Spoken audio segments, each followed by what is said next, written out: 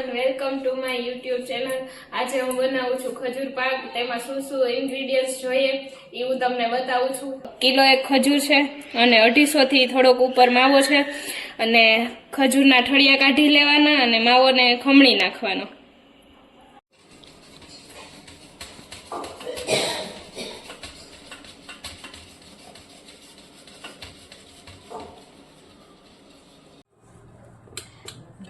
આ રીતનો ઝીણો ઝીણો માવો ખમણી લેવાનો।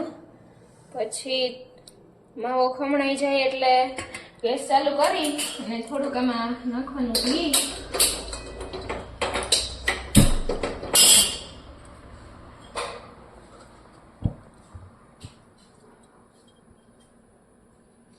એટલું ઘી નાખી અને પછી આ માવો એમાં નાખી દેવાનો અને માવો એકદમ સ્મૂથ ન થઈ જાય ત્યાં સુધી એને સ્લો ફ્લેમ રાખીને હલાવવાનો। એમાં ઘી છૂટું વળી જાય ત્યાં સુધી માવાને શેકવાનો। હજી થોડીક વાર લો ફ્લેમ રાખી અને હજી થોડીક વાર શેકવો જોશે, પછી શેકાઈ જશે બરોબર। હવે માવો પ્રોપર શેકાઈ ગયો છે તો આપણે એને બીજા વાસણમાં કાઢી લઈએ અને પછી ખજૂરને શેકવાનું છે।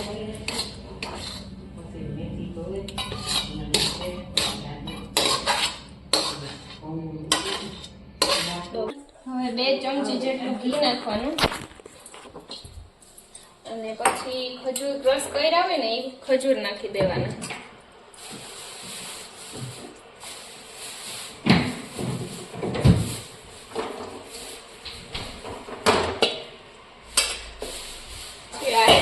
એકદમ સોફ્ટ ન થઈ જાય ને ત્યાં સુધી અને સ્લો ફ્લેમ ઉપર શેકી લેવાનો ખજૂરને।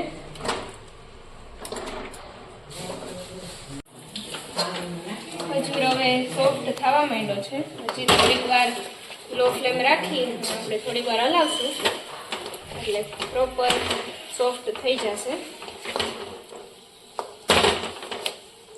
5-10 મિનિટ હલાવશું એટલે આખો ખજૂર ભેગો થવા માંડશે।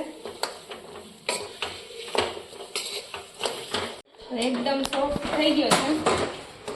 આવી રીતના ભેગો થવા માંડે ને એ પછી માવો નાખી દેવાનો। આપણે શેકીને તૈયાર રાખ્યો હોય ને એ પ્રોપર આવો સોફ્ટ થવો જોઈએ, નકર પછી થઈ જાય, આવો સોફ્ટ ન રહે, બરોબર ન શેકાય ને તો। આપણે આ માવો પહેલા શેકી લીધો હતો એટલે હવે આમાં એડ કરી દઈએ। આમાં ખાંડ કે બીજું કાંઈ મીઠી વસ્તુ નાખવાની જરૂર નથી, કેમ કે ખજૂર ઓલરેડી મીઠો જ હોય એટલા માટે છે। આમાં નારિયેળનું ખમણ નાખી શકાય, ડ્રાય ફ્રૂટ નાખી શકાય, પણ અમારા ઘરમાં કોઈને નથી ભાવતા એટલે હું નથી નાખતી। આ માવો નાખી પછી બરાબર મિક્સ કરી દેવાનો અને લો ફ્લેમ જ રાખવાની, નકર નીચે દાજનો આવી જાય એટલે નહીં ટેસ્ટમાં પછી બરોબર લાગે। લો ફ્લેમ એકદમ રાખી અને આવી રીતે ધીમે ધીમે હલાવતું જવાનું, એકદમ મિક્સ કરી નાખવાનું। એકદમ માવો ને ખજૂર બે મિક્સ થઈ ગયા છે। હવે આપણે આને થાળીમાં પાથરી દઈશું। થાળીમાં થોડુંક ઘી લગાવી દેવાનું એટલે આસાનીથી ઉખડી જાય, નકર નીચે ચોટી જાય ઘી ન લગાડ્યું હોય તો। આવી રીતે ઘી સાઈડમાં લગાડી દેવાનું, પછી આ બધું આમાં નાખી દેવાનું।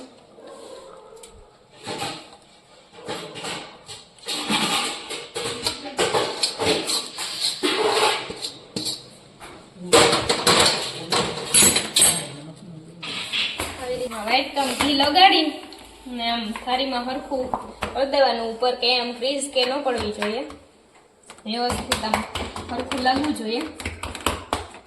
વ્હાઈટ કેમ ઘી લગાડી દેવાનું।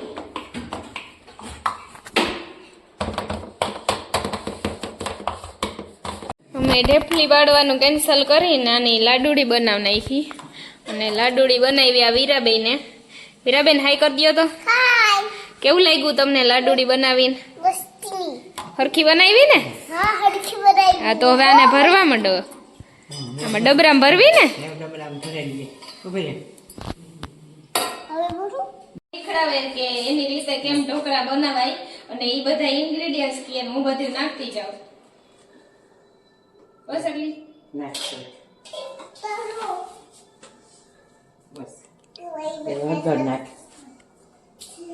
લસણ વાળી ચટણી, પછી જેમ મેથી હોય એ પ્રમાણે હળદર,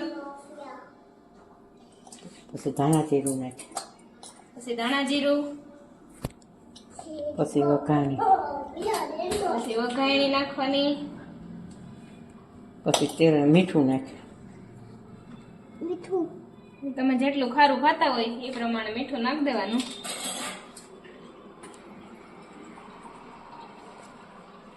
બસ એ તેલ નાખે. પછી એમાં નાખવાનું તેલ 1 ચમચો, આ બીજો ચમચો બસ અને એક આ 3 ચમચા. પછી આ બધાને મિક્સ કરી નાખવાનું.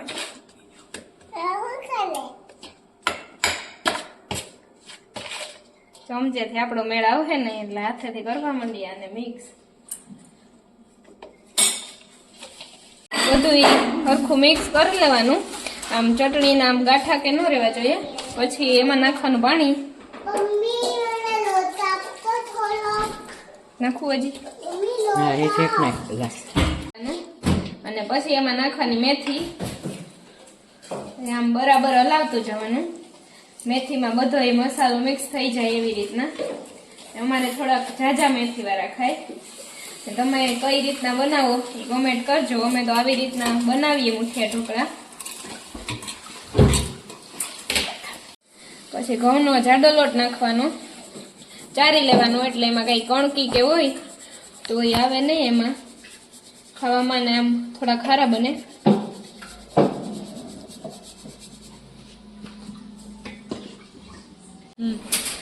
પછી નાખવાનો ચણાનો લોટ. ચણાનો લોટ નખાઈ જાય એ પછી બાજરાનો લોટ નાખવાનો. નાખે જેક. અમે ત્રણેય લોટ મિક્સ કરીને બનાવીએ.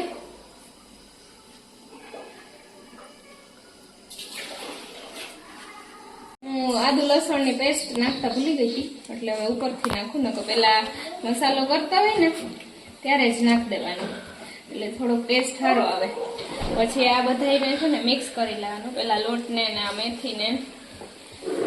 પછી છે ને જોતું હોય ને તો એ પ્રમાણે પાણી નાખવાનું. બાકી આમાં લોટ બાંધી લેવાનું જોતું હોય એ પ્રમાણે. અને આને મિક્સ કરતું જવાનું. બહુ એક ભેગું પાણી નહીં નાખી દેવાનું, બહુ ઢીલોય નહીં ને બહુ કડકય નહીં. એવો આનો લોટ બાંધવાનો એટલે સોફ્ટ થાય ઢોકળાના. આમાં તેલ નાખી અને પછી આને લોટને હરખો ટૂપી લેવાનો. અને પછી ગેસ ઉપર ઢોકરીઓ મૂકી અને એમાં અડધાથી થોડું પાણી મૂકવાનું અને એમાં લીંબુ નાખી દેવાનું એટલે નીચે ઢોકરીઓ કાળું ન થાય. નકર પાણી ઉકળા રાખે ને તો ઢોકળીઓ કાળું થઈ જાય. લોટ ટીપાઈ જાય પછી આવી રીતના મુઠિયા વારી અને પાણી ગરમ થઈ ગયું હોય ઢોકરિયામાં તો પછી એમાં એક એક કરી અને મૂકતું જવાનું. આવી રીતના બહુ નાનાય નહીં બહુ મોટાય નહીં એવા વારવાના એટલે હરખા ચડી જાય. નકર બહુ મોટા વારીએ તો ચડે નહીં, કાચા રહી જાય અંદરથી. એટલે પરફેક્ટ વારીએ તો વાંધો ન આવે. અને બે ઢોકળિયામાં મૂકી દીધા. હવે 15-20 મિનિટ આને ચડવા દેવા જો. 15-20 મિનિટ પછી હવે આને ઢાંકી દઈએ. 15 મિનિટ પછી ખોલીને જોઈ લે હું. અને ફ્લેમ આખી જ રાખવાની, સ્લો નહીં રાખવાની, ફૂલ ફ્લેમ ઉપર જ મૂકવાનું એટલે જલ્દી ચડી જાય. 15-20 મિનિટ થઈ ગઈ. આપણે જોઈ લઈએ, ચેક કરી લઈએ કે થઈ ગયા છે કે નહીં. ચાકુ ભરાવી અને આમાં જો લોટ ન ચોટે તો થઈ ગયા હોય અને બાકી કાચા હોય તો ચાકુમાં થોડો થોડો લોટ ચોટે તો હજી થોડાક કાચા છે એટલે પાછું ઢાંકી દઈએ 10 મિનિટ પછી થઈ જશે. પછી ફ્લેમ હાઈ કરી દઈએ અને આ પહેલાં મૂક્યા હતા એટલે આ થઈ ગયા હશે. આમાં લોટ નથી ચોટતો એટલે આ થઈ ગયા છે. ને ઓલા હજી બીજું ઢોકળ્યું થોડીક વાર પછી મૂક્યું હતું એટલે એ બાકી છે. ગ્રીન ચટણી ખાવા હાટું બનાવવાની એટલે એમાં ઇન્ગ્રેડિયન્ટ્સ જો છે મરચાં, ફુદીનો, લીલું લસણ અને ધાણા અને મીઠું. અને થોડુંક ઢીલી કરવી હોય તો થોડુંક પાણી નાખવાનું ને એ બધું મિક્સરમાં ગ્રાઇન્ડ કરી લેવાનું. મીઠું નાખી દઈએ અને થોડુંક પાણી નાખી દઈએ. પછી ધાણા નાખી દેવાના, થોડો ખારો ટેસ્ટ આવે. પછી બધું ગ્રાઇન્ડ કરી લેવાનું.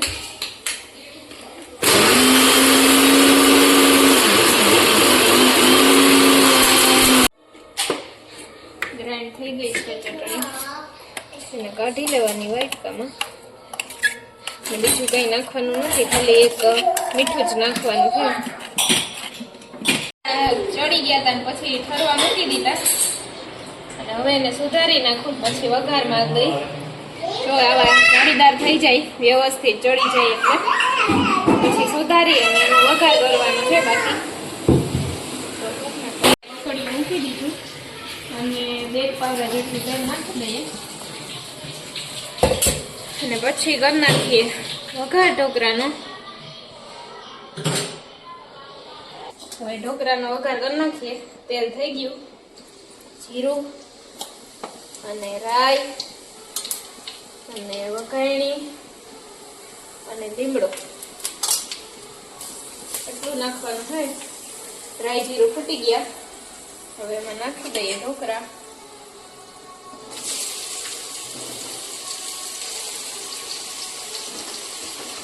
ધીરે ધીરે બધા નાખી દઈએ, પછી હલાવી નાખીએ.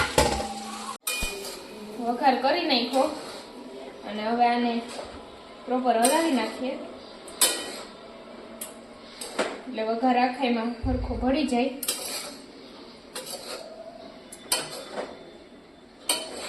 બસ થઈ ગયા.